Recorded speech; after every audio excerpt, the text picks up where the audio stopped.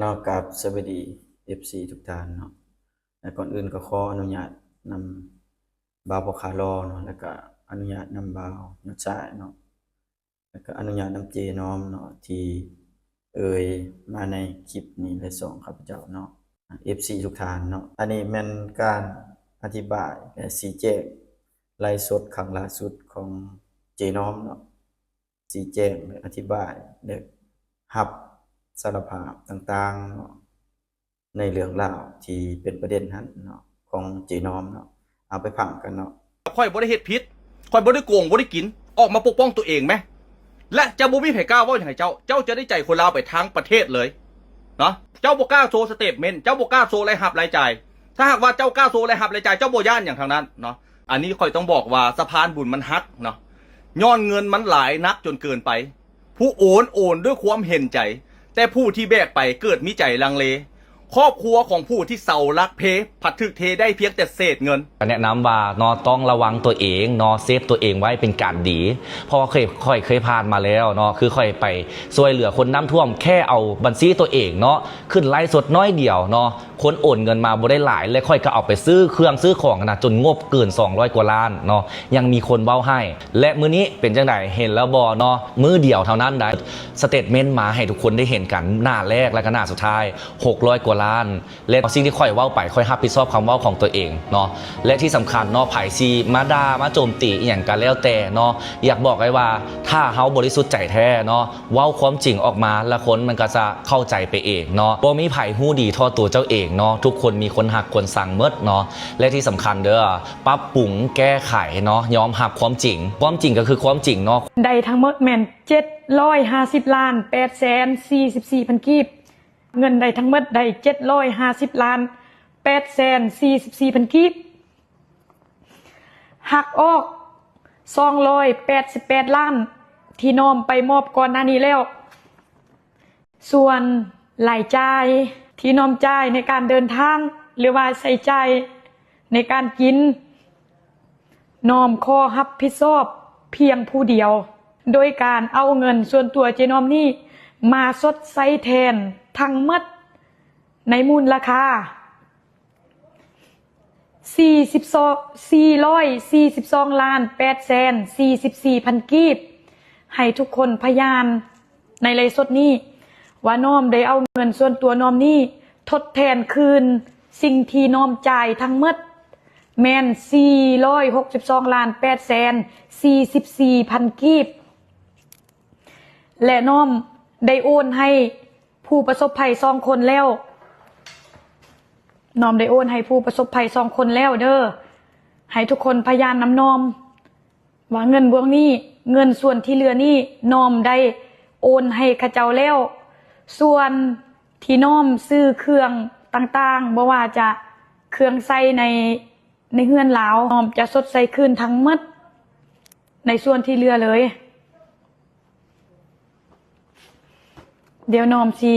โทรถามข้าเจ้าว่าข้าเจ้าได้รับเงินบ่เพราะว่าน้อมหากะโอนไปเมื่อกี้นี้อันนี้เป็นบัญชีของคนซื้อพรผู้ประสบภัยนะในธรรมนั้นแล้วอันนี้เป็นผู้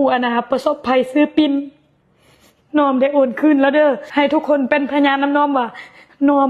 ได้ช่วยเหลืออะโลพร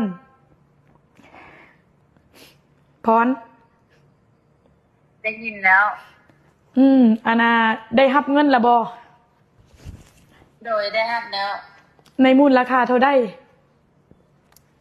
200 ล้านกับ31 ล้านกับ440,042,000ดูบ่แม่นเงินที่เหลือ462 ล้าน844,000กีบนี้น้อมได้หาร2 คนในจำนวนโอนให้ข้าเจ้าแม่น231 ล้าน442,000กีบไปซ่านโตคันมันเหลืออย่าลืมให้พ่อปู่แม่ย่าเจ้าเด้อให้ข้าเจ้าแน่น้อมสิโทรหาคนซื้อปินทุกกีบทุกบาทโดยที่บ่ต้องหักค่าใดๆเลยค่าที่น้อมใส่ใจให้ทีมงานหรือว่าเดินทางน้อมบ่ได้หักน้องให้ข้าเจ้าหมดปินใบเบื่อนรับกระมูลแหละ รับแล้ว แม่นน้องได้รับอันนะเงินจำนวนเท่าใด จำนวน200ล้านกับ231ล้าน441,000ให้อาณาพ่อปู่แม่ย่าเด้อเงินจำนวนนี้เด้อให้ทุกคนในไลฟ์สดนี้เป็นพยานให้น้อมว่า เงินส่วนที่เหลือน้อมได้มอดทางหมดแล้ว และน้อมต้องขอโทษอีกครั้งที่เอาเงินบริจาคไปใช้ในการเดินทางน้อมขอโทษหลายๆเด้อให้ทีมงานน้อมแต่ตอนนี้น้อมก็สดใสคืนให้แล้วส่วนคนไปด่าน้อมว่าน้อมอมเงินเด็ดต่างๆที่สร้างเรื่องขึ้นมาน้อมบอกเอาหยังสิคืนเงินให้ทุกอย่างน้อมขอโทษหลายๆเด้อขอโทษหลายๆและเหตุการณ์นี้น้อมสิขอเป็นบทเรียนอันล้ำค่าอันยิ่งใหญ่น้อมสิบ่เฮ็ดแบบนี้อีกขอโทษไอ้เอื้อยไอ้อ้ายทุกคนขอโทษหลายๆและเฮ็ดให้ทุกคนผิดหวังในตัวน้อม ในมุมมองหนึงเนาะคือเพื่อเป็นอุทาหรณ์เป็นบทเรียนเนาะให้แก่อินฟูหรือว่ายูทูบเบอร์ครีเอเตอร์ต้องคิดกะคักแล้วก็เฮ็ดให้มันถูกต้องตามระเบียบกฎหมายเนาะแล้วก็เฮ็ดให้มันถูกต้องมีความโปร่งใสในสังคมเนาะเพื่อบ่ให้ป้องกันบ่ให้มีหางเสียงต่างๆแล้วก็ประเด็นดราม่าต่างๆหั่นเนาะจริงใจแล้วก็ปฏิบัติหยังก็ให้มันโปร่งใสเนาะอยากให้เป็นบทเรียนเนาะถ้าอยากเห็นสะพานบุญเนาะสำหรับเคลียร์ไอ้ตึกผู้ใหม่ผู้เก่าอาจคิดบ่ถึงขอให้สู้ๆและเป็นกำลังใจให้เนาะแล้วก็หวังว่าทางเบื้องสังคมแล้วก็โซเชียลที่ FC เบื้องนั้นเบื้องนี้ก็ขอได้ให้อภัยอยู่ในโลกหน่วยเดียวกันเนาะจังได๋ก็สู้ๆไปนำกันเนาะความจริงก็คือความจริงเฮ็ดหยังก็ต้องให้มันซื่อสัตย์สุจริตต่อหน้าที่เวียกงานของเฮาและก็ต่อสิ่งที่การเฮากระทำใดๆก็ต้องให้มัน